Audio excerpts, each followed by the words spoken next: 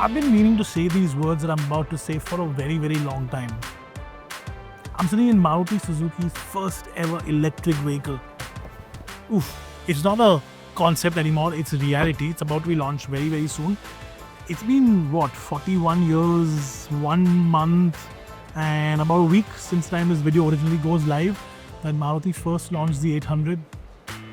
Car I've driven, and a car that's very, very close to my heart, very passionate about that particular car, Dia as I call her. And now Maruti is about to open a new chapter in its life with the new electric, the new sort of green revolution that's been taking the world by storm. This is the eVITARA, of course. It's, as I mentioned, Maruti Suzuki's first electric car. It's also Suzuki's first production electric car. And if you have no idea how big, how important a step this is for Maruti, for Suzuki, it's huge, okay? Massive. So I'm going to hark back to the past once again, although yes, we are standing right next to the future, right next to the present in this case.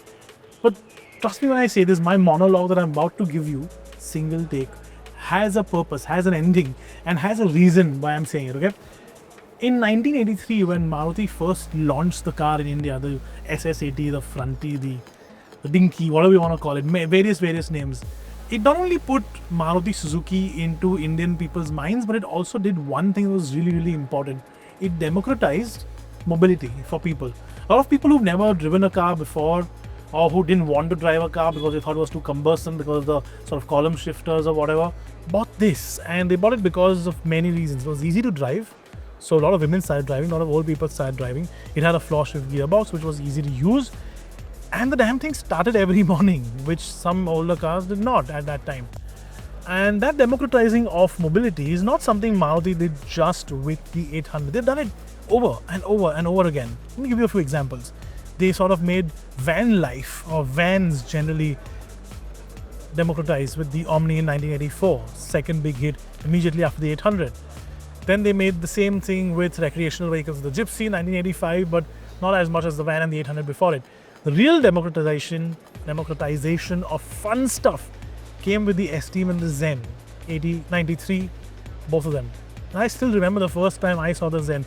Now the Zen is something that's really dear to my heart. I really, really love a Zen. I mean, it's one of my favorite cars of all times. And I remember, first time I saw one in a magazine, it was yellow in color.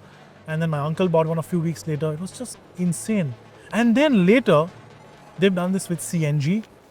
They've done this with the Swift, where the first premium hatchback became sort of democratized. People wanted to move up in life. People wanted more features. They did the same exact thing with Apple CarPlay later.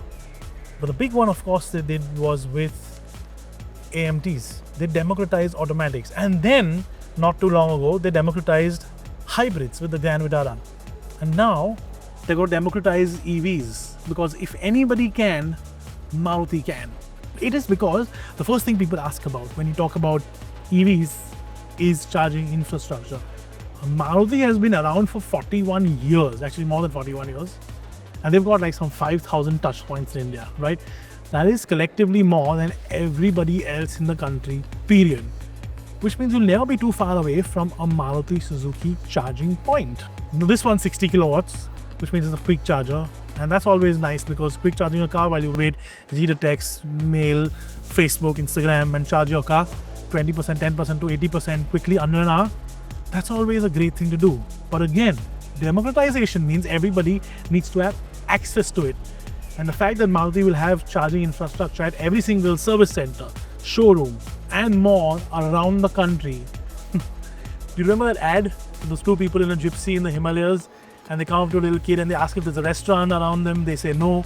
They ask if there is a hotel around them. They say no. And then the guy cheekily asks, is there a service center around you? And he says, oh yes, there is one right there. That's exactly what that's going to do. Those are going to be everywhere. In fact, you know what? Maybe we should remake that ad with this point to note in my head. Look, but charging infrastructure and reliability on their absolutely huge network is not enough. The car has to be a great product too.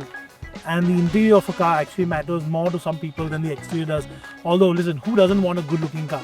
I personally think this is a great looking SUV. But beauty is in the eye of the beholder. People think cars that I don't like at all are very, very pretty and vice versa. And that's fine. Everybody's entitled to an opinion. But the interiors in this case, the interiors are really nice. It's got nothing in common with the other cars. It's brand new, it's bespoke, it's got enough amount of tech, and it still retains some mechanical bits. So a little knob for your volume, actual switches for your air conditioning. It's not all just in the screen. There's a lot of stuff in the screen, but it's not all there. And even some really cool bits like the rear knob, which you push this down and then you put it in drive, which we won't because it's still on the floor.